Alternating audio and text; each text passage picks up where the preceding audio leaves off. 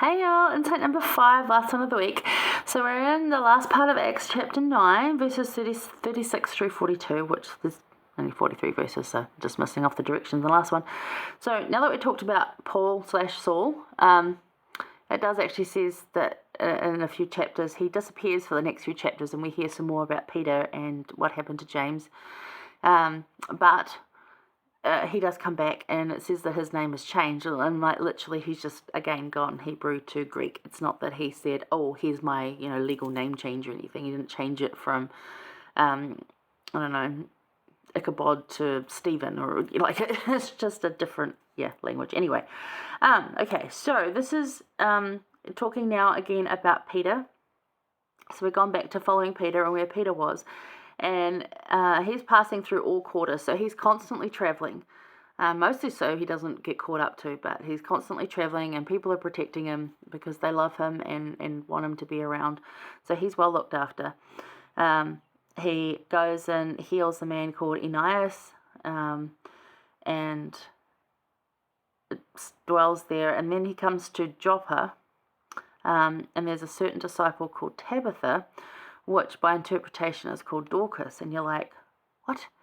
So Dorcas is Greek for Tabitha. Again, same name, just a different way to say it. Now what that means is meaning someone who has a spring in their step, and it's like a female deer in the way that they bounce around, and they're all like, when you see them getting all jumpy. So that's like calling your daughter basically after a female deer. So it would be like calling them doe, or it's just, Bambi's mum, maybe, I don't know, but it's just the way that they are, that sort of happy, light, bouncy, joyful kind of person. So whether you want to call her Tabitha or whether you want to call her Dorcas, she is just this light, bouncy, happy person that was just out there loving people.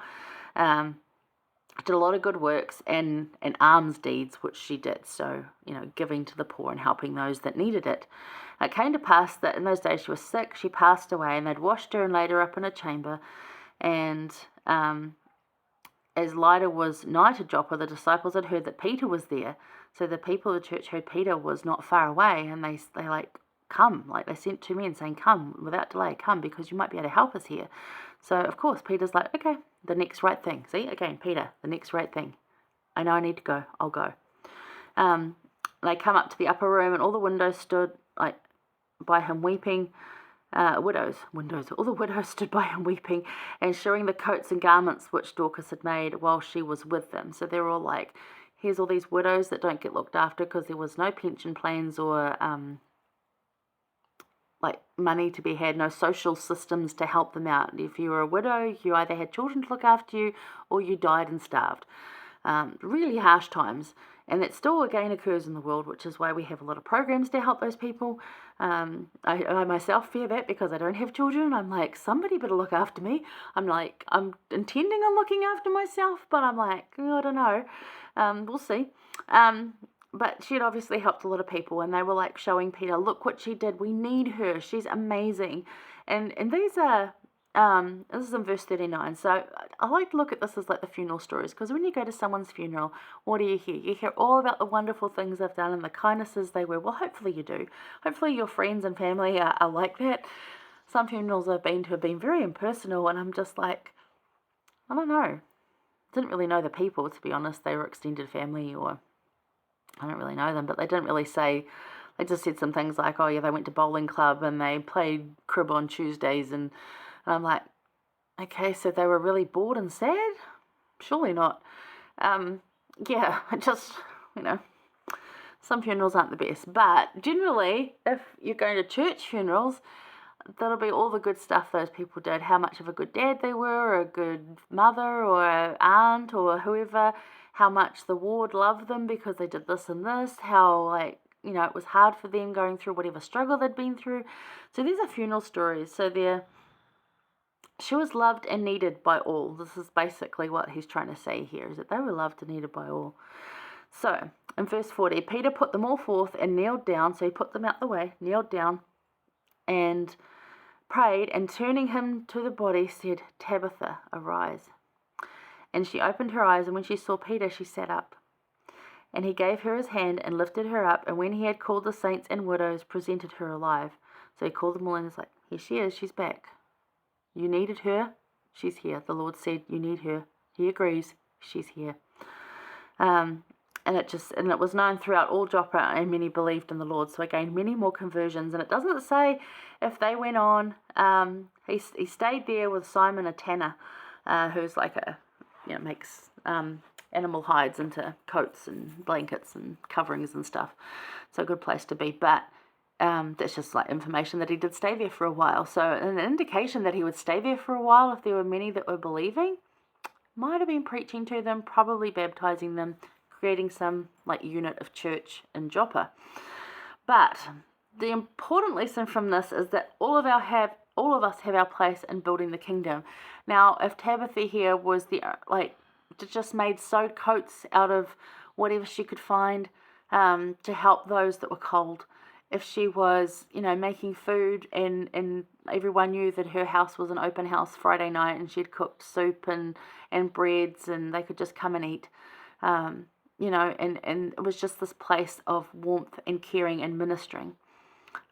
She wasn't any particular great hero. She didn't do anything, huge, but she had her place that really helped so many people. And we need to remember that when we're thinking of like, oh, that person did this amazing thing and everyone loves them. It's like, a lot of people love you too, just because of what you're doing, how you help them every day. And the little things that are so easy to you and yet really hard to them, it makes them so happy. And for you, it's not hard to do, but for them, it's almost impossible. They would be lost. And it's so good to do that. So we all have our place, no matter what it is. If we don't get recognized or honored or even remembered for it, it doesn't matter. The Lord knows, and we have that job to do. Again, the next right step. So, Peter sees all the good Tabitha does and brings her back to life. But why her? Why not save Stephen, who got stoned? Different lessons. We don't know.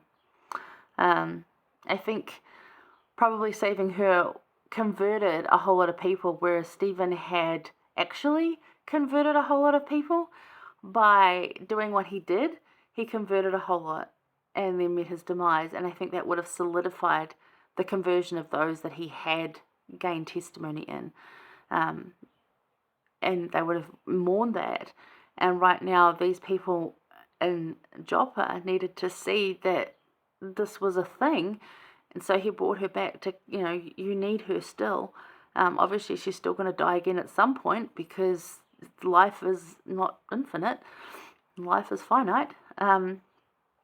But it converts them. So for different reasons, and we don't know exactly why, but she has a place and she is important. But you would question why this like one person in a random village over a 70 or a helper to the leadership. And we don't know exactly. That's why we need to just trust the Lord and do the next right step. So we do not understand God's will. It is beyond our earthly comprehension. What we do know of studying these things is that each of us has incredible influence in our sphere of existence. So focus on that and don't actually worry about all those other things. Don't worry about those people. You just worry and care about what you can influence in your little circle of sphere of influence. If that's one person, if that's 200 people, if you're a state president and you've got thousands of people, just what you can do where you are. That's it.